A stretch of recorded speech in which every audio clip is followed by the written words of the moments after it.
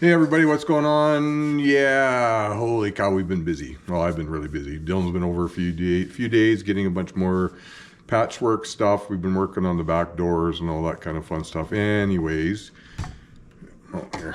You guys can see the shop foreman. Yeah, he's just coming in to check out what the hell's going on. What's going on, Dad? Ready? Anyways, been busy. Had to go run to town to go get some man pop and some more MIG gas. But what I wanted to do was just give you like a brief go over of what we've done to the chassis. I've kind of put that teaser out, but now I want to kind of try and explain some of the stuff that we've done. So because I'm not the computer super guru, we're just going to put this right on my TV in the shop. So as you can see, this is when we separated the van, the body from the chassis, and as you can see how oily and crusty it was. And it was really a good thing, because if we didn't have that kind of oil that had been leaking for all those years, I'm pretty sure that the frame would have been in a lot worse shape than it was. So like I say, it's this is at the first part when we first separated, and then we're going to go to the blast barn. So hold on, I thought I had them all in order, but maybe not. Next one. Hopefully, come on, yeah, come on.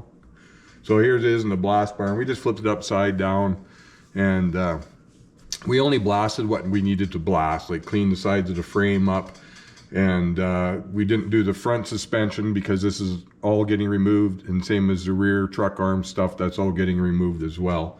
So here, the whole front end's been removed. We got the QA1 for the engine cross member in. And it's really a great piece, because it actually gives a guy a chance to really see how much, compared to this god-awful boat anchor, what we were actually getting into.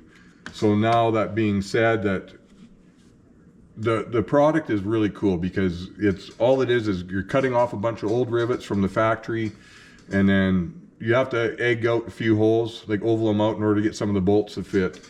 The only thing that we did change with the QA1 is that we actually took it all apart and powder coated everything, just because we found that the paint wasn't what we wanted. I'll put it that way. We did cut the motor mounts. We swapped them from side to side. We lowered the motor 1 inch, and then we moved it ahead. Just because of the motor, like the blower motor that we've put together for this. But like I say, for the most part, it's really, really cool. So it's very easy to work with, and having a power rack and pinion, it makes a big difference. So they can always say, like we've had to change rad mount support stuff, because we did change a few things like that. And then when we come into the steering, we actually notched this piece, put a plate in here, and actually brought one of our heim joints up there for the steering path. It was kind of the only way we could really get it to work the way we wanted it to work.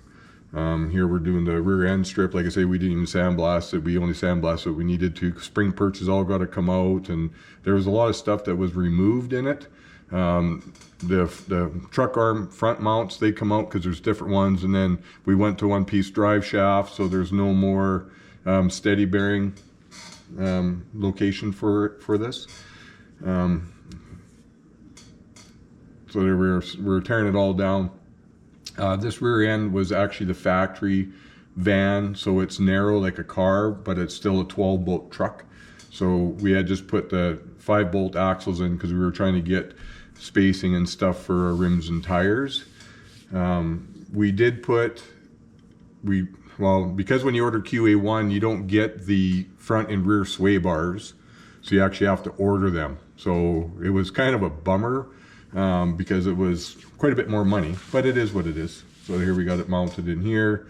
We've got our mock-up motor, we got our headers in, test fitting everything. Like I say, we've dropped the motor and moved it ahead a little bit. So the plate is in here now for the steering, because the steering comes just passed through the frame, and then 3-joint. Transmission cross member, actually took the original ones, cut straight, and then we built these boxes so that we could actually go through the frame with exhaust. So we were trying to use what we had in this scenario.